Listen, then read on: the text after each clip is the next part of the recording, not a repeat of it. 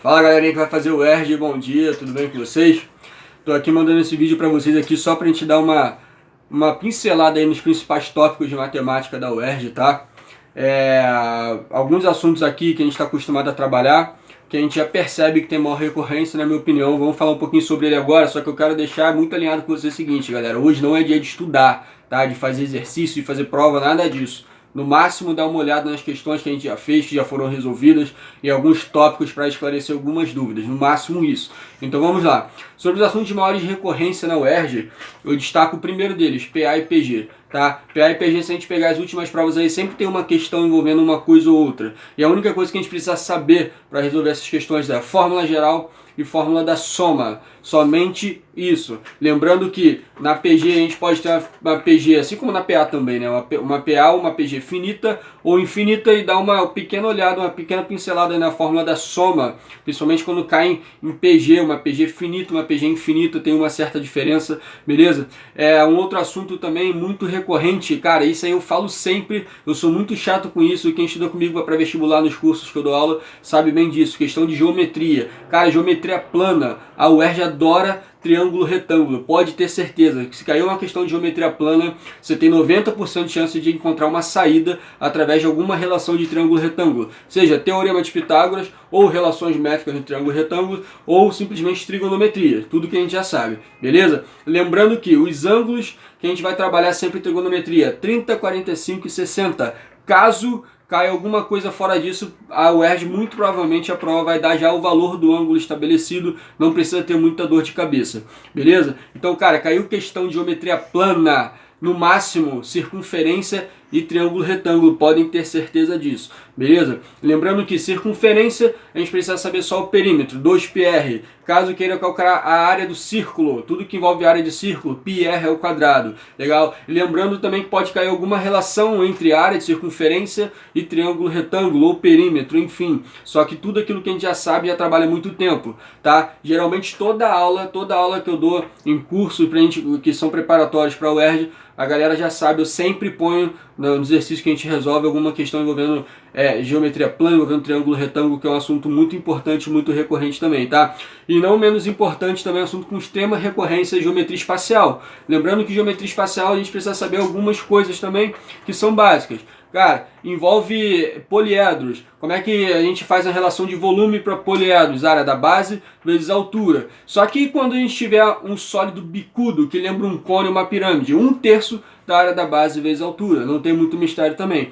Caso queiramos calcular a área desses sólidos, quando a gente fala de uma pirâmide, por exemplo, a gente lembra que tem as faces laterais, e aí é só a gente calcular a soma dessas áreas das faces laterais pelo número de vezes que ela aparece, não é isso? E de repente, se ela falar alguma coisa em relação à área da base também, basta calcular a área da base e somar com as áreas laterais, não tem muito mistério, beleza? Um outro assunto também de extrema recorrência, vocês podem ter certeza que vai ter uma questão dessa, vai ter com certeza, análise combinatória. Para a galera em especial do VIP, né, do VIP Ibagipina, a última aula que a gente teria, infelizmente não tivemos na segunda-feira, ia fazer uma aula com tema só de análise combinatória e probabilidade. Infelizmente a gente não teve essa aula, mas resolvemos algumas questões também sobre análise combinatória. Lembra que eu comento com vocês, tá, que eu sempre comentei, na última aula inclusive com a galera do VIP eu falei sobre isso, tá? 3 ferramentinhas básicas para a gente estudar sobre análise combinatória: arranjo, permutação e combinação. Lembrando que toda vez que a questão falar alguma coisa em escolher ou sortear, a gente sempre usa combinação, quer dizer, geralmente, né? Só que a gente tem que analisar dois casos: se a ordem importa e se a ordem não importa. Lembram disso?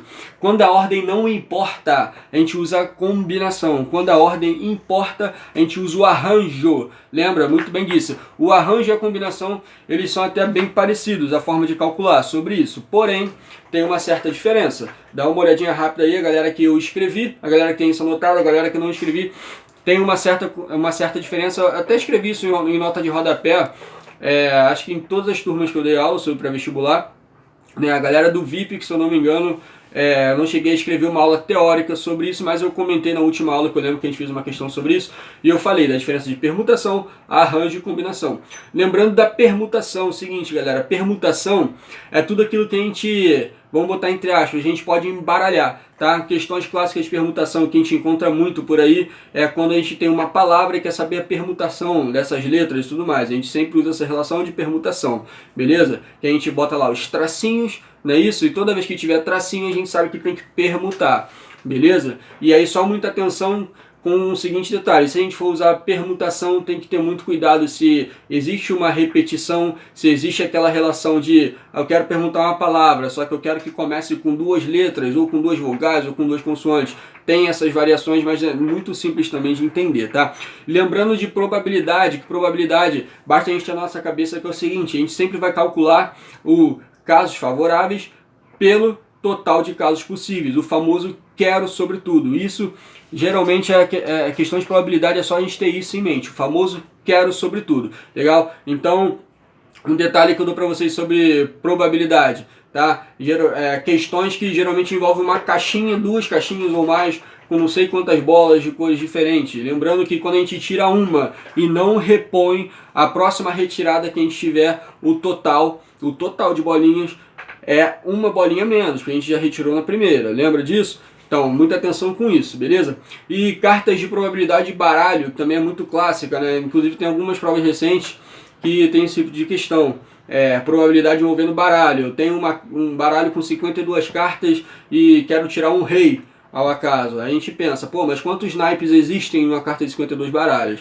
Existem 4 naipes. Cada naipe tem um rei. Então, a probabilidade de a gente tirar um rei numa carta de 52 é o que? Eu quero sobre tudo. E quem é o que a gente quer, né? Tirar um rei, são 4 possibilidades. Só que quem é o total? 52. 4 sobre 52. Só a gente pensar nesses casos mais simples de probabilidade, que também não tem muito mistério, beleza? Mas o que a gente pode falar aqui sobre função, tá? Função afim é um tema às vezes recorrente, ou análise de gráfico também. Lembrando que qualquer coisa sobre função, basta a gente saber os tópicos, as propriedades muito básicas também, tá? Em relação a saber crescimento da função, se é uma função crescente, se é uma função decrescente, tá? Qual o comportamento dela perante o gráfico, funções de segundo grau, muito cuidado com isso, tá? Muito provavelmente se quer alguma coisa relacionada à função de segundo grau ou equação de segundo grau, você pode ter certeza que é alguma coisa relacionada a x e y do vértice. Lembrando, y do vértice menos delta sobre 4a, x do vértice menos b sobre 2a, tá? É uma relação extremamente simples, algumas questões. Geralmente quando cai questão de função de segundo grau envolve y e x do vértice, tá? Pra gente achar alguma relação em relação ao crescimento ou decrescimento, ao ponto que ela para de decrescer, volta a crescer, ou vice-versa, legal? Isso são questões sobre função. Análise de gráfico também são questões que pode ser uma questão que venha, tá? Geralmente é um tipo de assunto recorrente, onde a gente basta analisar um gráfico e colher informação desse gráfico. É uma questão basicamente de interpretação, só que interpretação visual através de um gráfico, beleza? Deixa eu ver outros temas aqui que a gente pode falar. A UERJ não costuma... um tema muito importante, logaritmo. Fizemos todas as turmas aí de pré-vestibular que estamos trabalhando, a gente viu sobre logaritmo, tá? Eu escrevi isso bem detalhado, propriedade de logaritmo, não tem muito erro também. Lembrando que se cair alguma coisa, alguma relação, alguma equação, alguma relação de inequação também, e que a gente tenha alguma coisa elevada a uma letra, tá? Elevada a t em função do tempo, ou elevado a n, e que quando a gente iguala essas bases, a gente tem um exemplo, por exemplo, de 2 elevado a 3 igual a 3 não, 2 elevado a t igual a 3 elevado a 4t. Quais são as bases nesse caso? São 2 e 3, não tem como a gente resolver e cortar. Então a gente aplica o log dos dois lados. Qual log a gente aplica? Na base 10.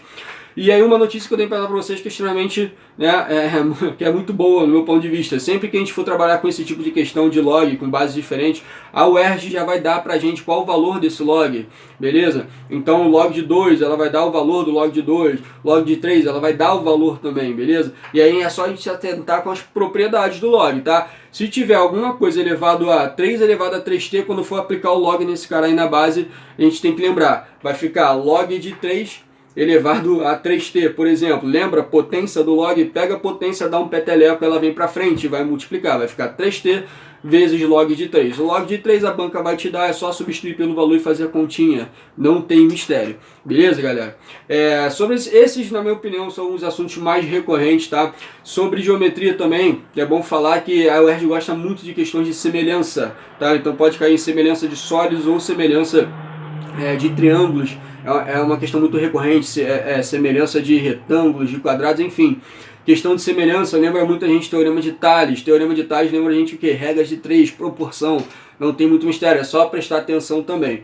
Beleza? Eu acho que é uma questão que nessa prova pode vir, na minha opinião, é uma questão que eu acho que vai acontecer, tá? Uma questão de alguma coisa relacionada à semelhança, seja de sólidos, né, geometria espacial ou geometria plana, beleza? Essa é a minha dica para vocês, tá, galera? Alguns tópicos que eu acho importante que, na minha opinião, vão cair, beleza? Muita calma na hora de fazer a prova, pô, respira fundo, relaxem, hoje não é dia de estudar, vamos dar uma olhada só em alguns tópicos que consideramos importantes, tá? Quem aí quiser hoje ainda me pedir alguma sugestão, alguma dúvida que a gente possa conversar sobre, pode me chamar, hoje eu vou estar o dia todo disponível para vocês, tá? Lembrando que, cara, o meu sucesso é o sucesso de vocês, então já estive no lugar de vocês, eu quero que todo mundo faça essa prova com muita excelência amanhã, muita calma, tá? Respire muito fundo, lembra de tudo que a gente fez, que a vitória é certa, beleza, galera? Qualquer coisa, estou à disposição, contem muito comigo. Amanhã a gente está junto nessa prova, vou estar com vocês em pensamento lá e vai dar tudo certo. Um grande abraço para todos.